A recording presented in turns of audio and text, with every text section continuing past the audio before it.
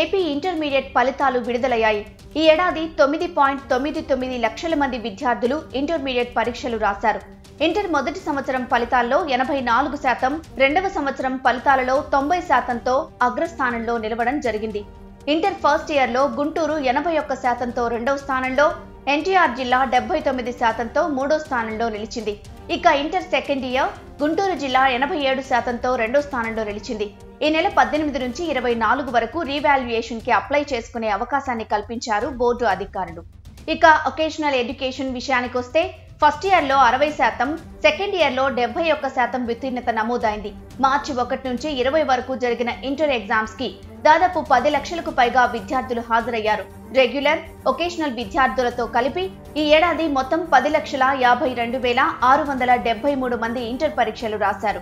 ఇందులో first year పరీక్షలు 5,17,617 మంది, సెకండ్ ఇయర్ పరీక్షలు 5,35,056 మంది విద్యార్థులు రాశారు. 52,900 మంది విద్యార్థులు పరీక్షలకు గైర్ హాజరైనట్లు బోర్డు అధికారులు వెల్లడించారు.